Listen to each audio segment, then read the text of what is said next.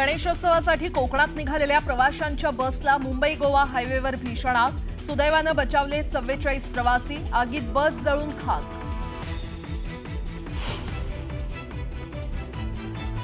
रत्नागिरी जिल्ह्यात वशिष्ठी नदीवरील पिंपळे ते खडपोली दरम्यानचा पूल पडला. सुदैवानं वाचला रिक्षा चालक.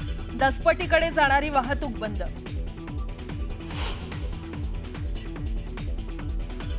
नॉनव्हेज खाण्यावरून सुप्रिया सुळेंची स्पष्टोक्ती. खाल्लं तर माझ्या पांडुरंगाला चालतं, सुळेंचं विधान. तर वारकरी त्यांनी उत्तर देतील, फडणवीसांचा टोला.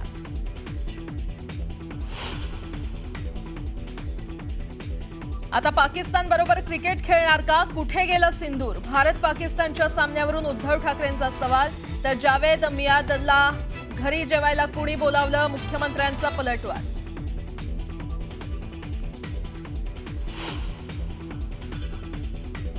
रोज म्हणतात वोट चोरी, वोट चोरी, वोट चोरी, यांचं डोकं चोरी झालेलं आहे. रोज वोट चोरी झाली म्हणतात, यांचं डोकंच चोरीला गेलंय. काही लोक तोंडावर पडले तरी सुधारायला तयार नाहीत. फडणवीसांचा राहुल गांधींसह विरोधकांवर हल्लाबोल. मुख्यमंत्री देवेंद्र फडणवीस मला वेळ देत नाहीत, माझी कामं दिल्लीतून होतात. नाशिकमधल्या कार्यक्रमात सुप्रिया सुळेंचं वक्तव्य.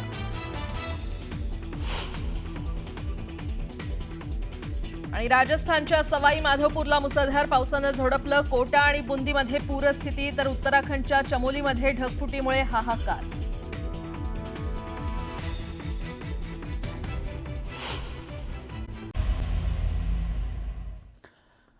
न्यूज 18 लोकमत विशेषची सुरुवात आज एका विशेष बातमीनं, राजकीय बातमीनं. राज आणि उद्धव ठाकरेंच्या एकामागोमाग एक होणाऱ्या भेटी त्यांच्या युतीच्या चर्चांना बळ देऊ लागल्यात.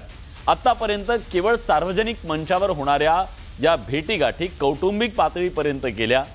उद्धव यांच्या वाढदिवसाला राज यांनी भेट मातोश्रीवर दिली, शुभेच्छा दिल्या. त्यामुळे आगामी गणेशोत्सवात उद्धव ठाकरेंच्या कुटुंब कबिला राज यांच्या शिवतीर्थवर येणार का याची प्रचंड उत्सुकता आहे. राज ठाकरेंच्या घरी जाणार उद्धव ठाकरे. गणरायाच्या दर्शनानं युतीचा श्रीगणेशा. ठाकरे बंधूंची पुन्हा एकदा भेट. जमलेल्या तमाम मराठी बांधवांनो, भगिनींनो आणि मातांनो,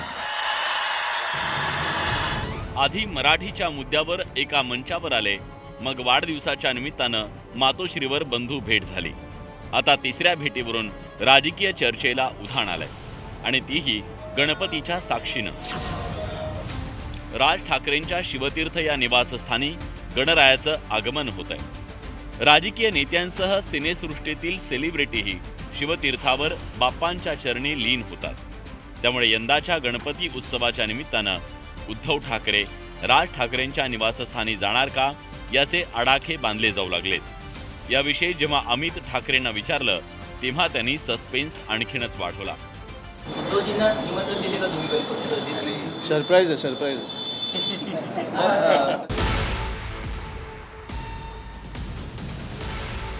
आगामी महापालिका निवडणुकीत मनसे आणि उद्धव ठाकरेंची शिवसेना एकत्र येणार का हे अजून गुलदस्त्यात आहे.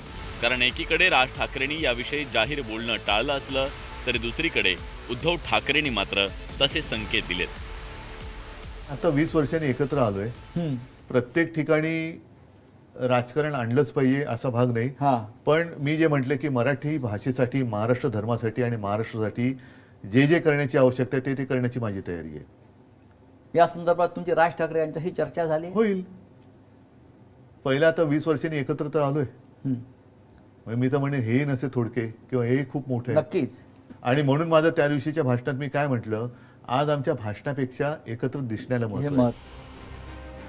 गेल्या काही दिवसात ठाकरे बंधूंमधील नात्याची वीण अधिकाधिक घट्ट होत असल्याचं चित्र आहे. त्यामुळेच राज ठाकरेंनी उद्धव ठाकरेंच्या वाढदिवशी मातोश्रीवर पायधूळ झाडली. या पार्श्वभूमीवर उद्धव ठाकरे आता राज ठाकरेंच्या शिवतीर्थवर जाणार का याची उत्सुकता आहे. राज ठाकरेंनी शिवसेना सोडल्यानंतर काही अपवादात्मक प्रसंगी त्यांची उद्धव ठाकरेंसोबत भेट झाली होती. 17 जुलै 2012ला उद्धव ठाकरे लीलावती हॉस्पिटलमध्ये दाखल असताना राज त्यांना भेटले. 10 जानेवारी 2015ला जहांगीर आर्ट गॅलरीच्या उद्धव यांच्या छायाचित्रांच्या प्रदर्शनाला राज ठाकरेंनी उपस्थिती लावली. 12 डिसेंबर 2015ला शरद पवारांच्या अमृत महोत्सवी वाढदिवसानिमित्तानं ठाकरे बंधू एकाच मंचावर आले. 27 जानेवारी 2019ला राज ठाकरेंचे पुत्र अमित ठाकरे यांच्या लग्नात उद्धव ठाकरे सहकुटुंब उपस्थित होते. 28 नोव्हेंबर 2019ला उद्धव ठाकरेंच्या मुख्यमंत्री पदाच्या शपथविधी सोहळ्याला राज ठाकरेंनी हजेरी लावली. 23 जानेवारी 2021ला बाळासाहेबांच्या पूर्णाकृती पुतळ्याच्या अनावरणाला ठाकरे बंधू एकत्र आले. 22 डिसेंबर 2024ला राज ठाकरेंची बहीण जयवंती देशपांडे यांच्या मुलाच्या लग्नात पुन्हा बंधू भेट झाली. तर 24 फेब्रुवारी 2025ला एका सरकारी अधिकाऱ्याच्या मुलाच्या लग्नात दोन्ही ठाकरे एकत्र आले. आगामी महापालिका निवडणुकीत मनसे आणि उद्धव ठाकरेंची शिवसेना एकत्र येणार का याबद्दल अजून सस्पेन्स आहे. मात्र असं असलं तरी राज ठाकरे उद्धव ठाकरेंना गणेशोत्सवात घरी येण्याचं निमंत्रण देणार का आणि असं निमंत्रण दिल्यास उद्धव ठाकरे ते स्वीकारून राज ठाकरेंच्या शिवतीर्थ निवासस्थानी जाणार का याची उत्सुकता आहे. राज्यात लवकरच महापालिका निवडणुका होऊ घातल्यात. या निवडणुकीत ठाकरे बंधूंच्या युतीची चर्चा आहे. त्यामुळे आता गणरायाच्या साक्षीनं त्यावर शिक्कामोर्तब होणार का याविषयी अनेक तर्कवितर्क लावले जात आहेत. Bureau report, news 18 Lokmat. Sangram Bapu Bhandare यांनी काँग्रेस नेते बाळासाहेब थोरात यांना पुन्हा एकदा इशारा दिलेला आहे. संग्राम बापूंचा नवा व्हिडिओ सोशल मीडियावरती व्हायरल झालाय. माझी गाडी फोडायची तर फोडा, मात्र कुठल्याही धर्मप्रचारकावरती हल्ला केला तर तो सहन करणार नाही असा इशारा त्यांनी दिलाय.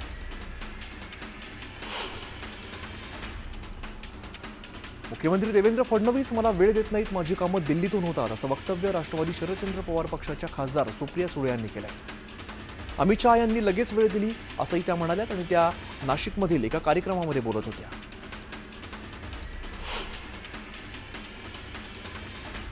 खासदार सुप्रिया सुळे यांनी मांसाहाराविषयी परखड मत व्यक्त केलंय. आपण वारकरी संप्रदायाला मानणार असल्याचं सांगतानाच कधीकधी मांसाहार करत असल्यामुळे माळ घातली नसल्याचं सुप्रिया सुळेंनी सांगितलं. मात्र यावरून आता राजकारण सुरू झालंय.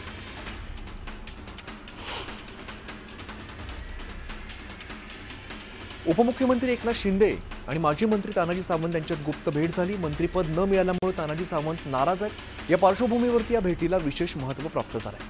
दरम्यान या भेटीबाबत तब्बल या भेटीत 2 तास चर्चा झाल्याची माहिती आहे.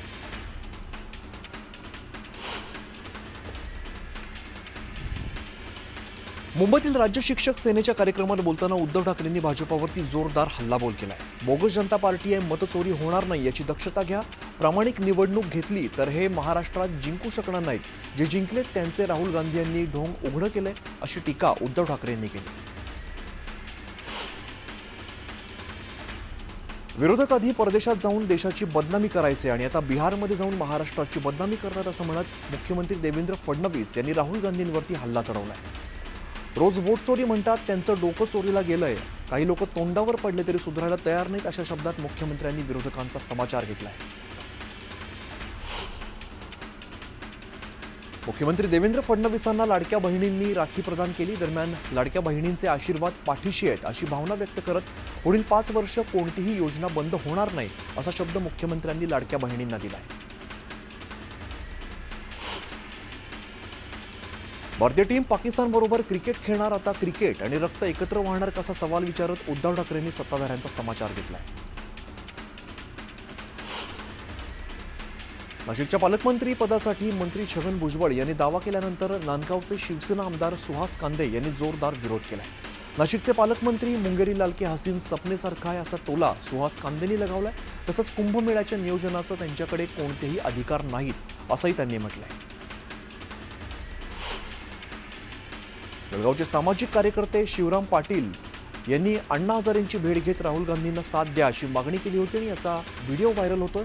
दरम्यान अण्णा हजारेंना भाजपानं हायजॅक केलंय असा आरोप सुद्धा पाटील यांनी केला होता. यावरती उत्तर देताना अण्णा हजारेंनी आपला कुठल्याही पक्षाशी काहीही संबंध नाही, ज्या रंगाचा चष्मा घातला त्याला जग तसं दिसतं अशी प्रतिक्रिया दिली. पाशा पटेलांच्या बोलण्याचा वेगळा अर्थ घेतल्याचं चंद्रकांत पाटलांनी म्हटलंय. मीडियाने त्यांच्या वक्तव्याचा वेगळा अर्थ घेतला म्हणून मीही मीडियाशी जपून बोलतो असंही ते म्हणाले.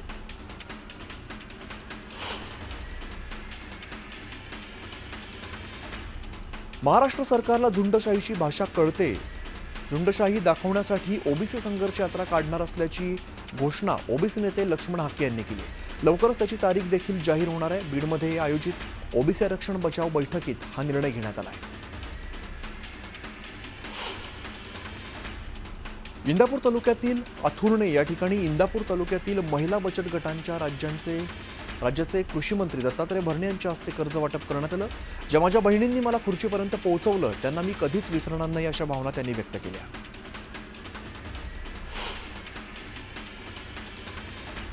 मुंबईच्या अंधेरी पूर्वेत सुजित दुबे आणि जयप्रकाश दुबेंनी दारूच्या नशेमध्ये मनसे अध्यक्ष राज ठाकरेंबाबत अपशब्द वापरले. हा व्हिडिओ व्हायरल झाल्यानंतर मनसैनिक चांगलेच आक्रमक झाले.